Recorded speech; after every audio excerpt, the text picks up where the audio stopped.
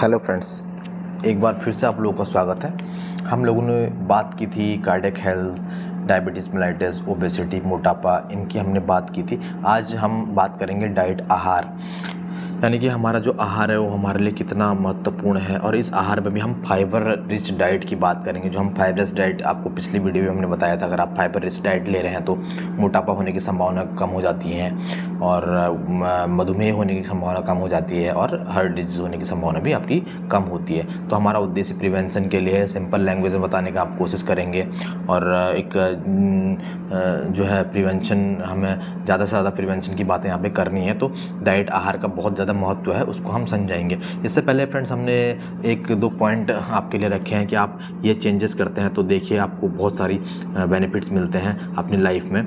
जो ये आहार का पार्ट तो नहीं है, विहार का पार्ट है, यानी कि आपका रहन सहन का पार्ट है, बट फिर भी आपको एक एक दो पॉइंट हम कोशिश करेंगे कि हर वीडियोज़ में कुछ अलग बताएं। देखिए हम मॉर्निंग जो उठने का, जो हमारा प्रातःकाल जो उठने का समय है ना, उसमें हमें चेंज ज़रूरी करना है। देखो, उसको करना है हमें 4 से 5:30 और 6, एनी हाउ इतने हमें लाना ही लाना है अपने उठने का जो समय है हमारा, क्योंकि ये जो समय है इसको हम ब्रह्म मुहूर्त का समय कहते हैं। और आप लोगों को अगर पता हो तो ब्रह्म मुहूर्त का महत्व जो है विद्या, आरोग्य, सुख और आपका जो है पितृ दर्शन और बहुत इसके जो है आध्यात्मिक लाभ तो हैं। इसके साथ साथ जो हमारा हेल्थ से इसका जो रिलेशन है वो है, इस समय हमारे जो वेग होते हैं, जो हमारे मल मूत्र के वेग होते हैं, वो प्रवर्तमान रहते हैं, नीचे को निकलने की कोशिश करते हैं। तो आपको कॉन्स्टिपेशन की समस्या दूर हो सकती है, कब्जियत नहीं रहेगी, तो आपकी बहुत सारे बीमारियाँ दूर हो जाएंगी। अननेसेसरी आपकी जो बिना बेवजह की गैस और प्रॉब्लम्स हैं वो सारी दूर हो सकती हैं। इसके साथ साथ देखो, आप कार्डियक हेल्थ से इसको रिलेट करें तो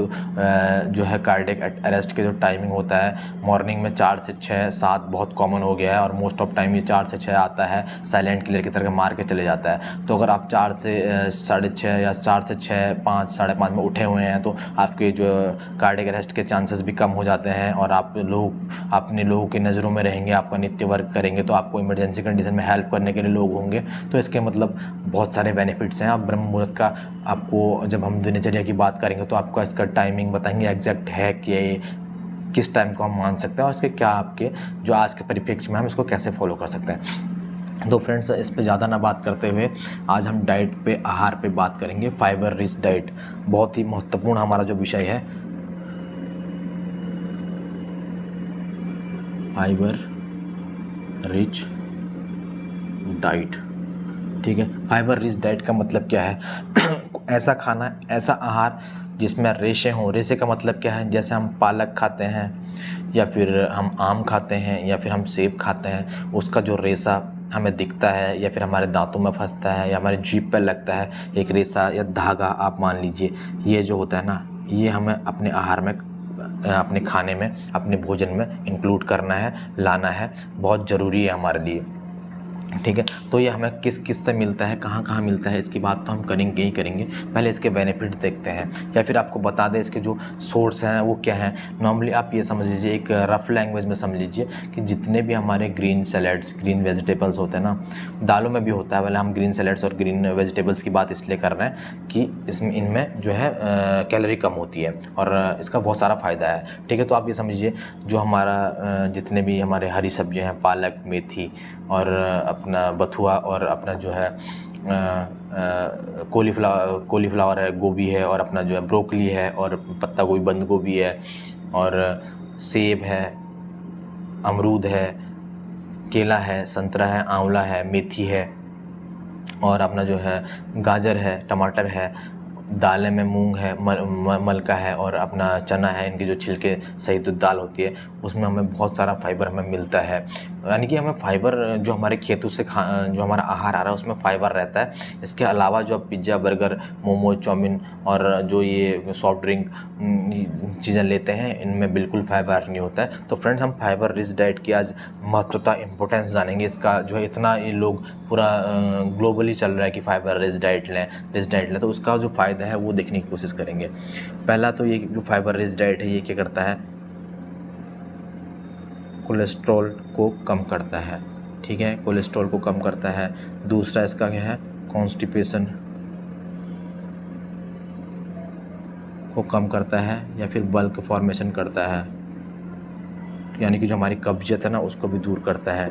तीसरा है हमारा इसमें ये करता है हमारा ब्लड शुगर, इसको भी कंट्रोल करता है। वो भी खाने के बाद जो हमारी ब्लड शुगर होती है, पोस्ट प्रेंडियल जो हमारी ब्लड शुगर होती है उसको ये कंट्रोल करता है। तीसरा क्या है, ये कोलोनल कैंसर, यानी कि हमारा जो आंतों का कैंसर है ना उसके रिस्क को भी ये कम करता है। आप समझ सकते हैं इसकी महत्वता कितनी है फाइबर रिच, जिसको हम कुछ नहीं समझते हैं। क्योंकि देखो क्या है कि फाइबर रिच डाइट या फिर ये खेत का खाने को हम क्यों बोल रहे हैं, अब जैसे कि टाइम चेंज हो रहा है वैसे वैसे हम लोग जो हमारा चाइनीज़ फूड है या फिर हमारा जो चाउमीन पिज़्ज़ा बर्गर मोमोज़ और ये जो ट्रांस फैट है उनको हम उनकी तरफ ज़्यादा बढ़ रहे हैं। उससे क्या होगा, आपका जो है बहुत सारी बीमारियां आपको हो रही हैं।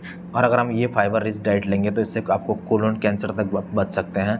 और जो हमारे गुदा के रोग हैं, गुदा संबंधित जो हमारे रोग हैं उनसे भी आप बच सकते हैं, ठीक है। और वेट लॉस या फिर गुड फैट का कंजम्पशन आप कर सकते हैं, वेट लॉस भी आपका हो सकता है। ये इसके मोटे मोटे कुछ फ़ायदे हैं, 7-5 में फ़ायदे लिखे हुए हैं, तो इसकी हम बात करेंगे।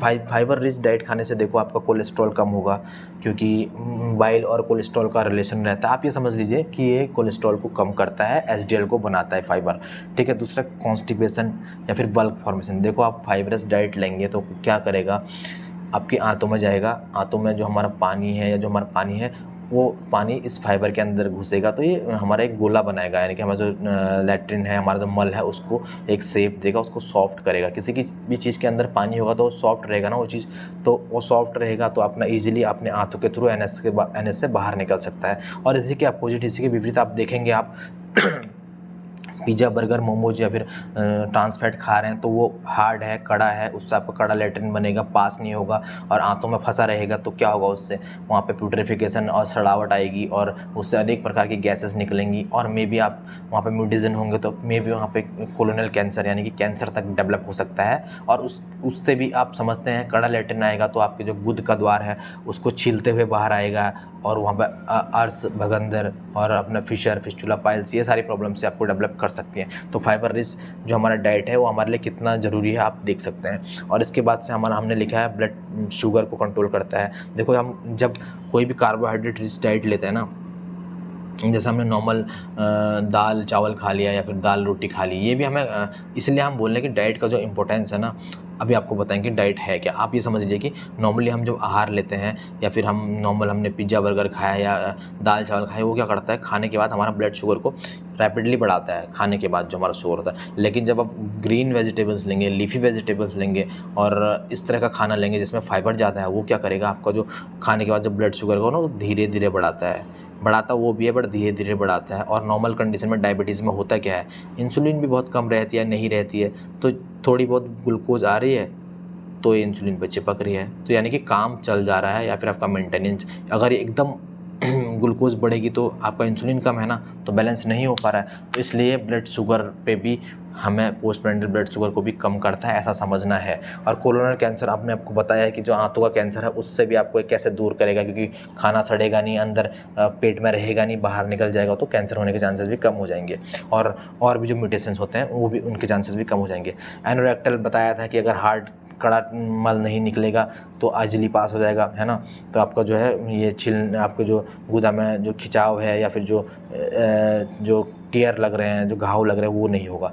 और वेट लॉस देखो जितने भी हमारे ये अपना सेब गुआवा सेब अमरूद केला संतरा नारंगी और कद्दू तोरी लौकी और सलाद जितने भी हमारे हैं, दालें हैं, मूंग मल का ये दालें हैं और कैरेट गाजर है, ये जितने भी ब्रोकली है, एवोकाडो है, ये जितने भी हमारे फाइबर रिच डाइट्स हैं, पत्ता गोभी है, ये जितने भी फाइबर रिच डाइट है, ये क्या करेंगे, इनमें कैलोरीज ज़्यादा नहीं होती, बहुत ज़्यादा कैलोरीज नहीं होती है। तो इसलिए वेट भी हमारा मेंटेन रहता है, क्योंकि हमारा पेट भरेगा, हम इनको खाएंगे तो एनर्जी बहुत ज़्यादा नहीं मिलेगी। और आज के परिप्रेक्ष्य में है क्या, मॉडर्नाइजेशन के साथ साथ हमारा वर्क रूटीन बदल रहा है, हम लोग सेडेंटरी हो रहे हैं, यानी कि बैठे बैठे रहते हैं। तो यानी काम भी है तो मतलब बैठने का काम है, चेयर पे बैठ के हम काम कर रहे हैं या फिर कहीं अपना जो ऐसा काम है कि बहुत ज़्यादा एनर्जी का यूज़ नहीं हो रहा है, तो वेट को भी कंट्रोल करेगा और गुड फैट का हमारे पर डिपोजिशन होगा। गुड फैट हमें चाहिए है जो बॉडी में, उसकी ज़रूरत होगी, वो हमें मिलेगा। ठीक है। तो फ्रेंड डाइट के हम अगर आप इसका मोर जो है ज़्यादा अच्छे से कॉन्सेप्ट समझना चाहते हैं या फिर इसकी जो पैथोलॉजी बोल सकते हैं, इसके काम करने के तरीके बोल सकते हैं, तो आप डिफरेंट बुक्स हैं उनमें जाके देख सकते हैं कि ये कैसे कैसे कोलेस्ट्रॉल को कम कर रहा है, कॉन्स्टिपेशन को। हमारा मकसद यहाँ पे जागरूकता के लिए है। आप के पाक रेफ़र कर सकते हैं या फिर बहुत सारी बुक्स हैं उनमें आप जाके देख सकते हैं। और दूसरी बात, हम डाइट की बात कर रहे हैं, देखो हमने इसीलिए बोला कि मैक्सिमम इनको कंटेन करना है फाइबर रिच। और हाँ, दाल चावल रोटी ये भी सब चीज़ें भी नॉर्मली लेना है हमें, क्योंकि हमें कार्बोहाइड्रेट की भी ज़रूरत होती है। और अगर हम एकदम पूरा 100% अगर हम फाइबरस डाइट पर रहें, थोड़ा प्रॉब्लम होती है कि जैसे जो मिनरल्स हैं, हमारा माइक्रोन्यूट्रिएंट्स हैं, उनके एब्जॉर्प्शन में कभी कभी थोड़ा बहुत प्रॉब्लम आती है। तो इसलिए हमें अपनी डाइट में इनको 80% तक कंक्लूड करना है, जो कि हम 30%, 20%, 30% भी नहीं खाते हैं, तो अपनी डाइट में इनको ऐड करना है इस आहार को। ठीक है, क्योंकि डाइट और आहार की हम जब बात करें, एक ब्रॉड टर्म है। आहार में देखो carbohydrate, fat, protein, minerals, micronutrients. जैसे प्रोटीन आपको बॉडी बिल्डिंग मटेरियल है आपका, और जैसे सिंथेसिस में काम आता है। इस तरह से हमारा जो अपना फैट है, स्टोरेज है हमारे लिए एनर्जी का, और हार्मोन की सिंथेसिस करता है, और फैट सॉल्युबल विटामिन्स हैं। इसी तरह से आपका जो है कार्बोहाइड्रेट इंस्टेंट एनर्जी देता है हमें, तो सब हमारे लिए ज़रूरी है। सेलुलोज डाइट है, नॉन सेलुलोज डाइट है, इसका क्लासिफिकेशन आप डाइट का देखेंगे तो आपको विभिन्न किताबों में विभिन्न तरीके से आपको मिल सकता है।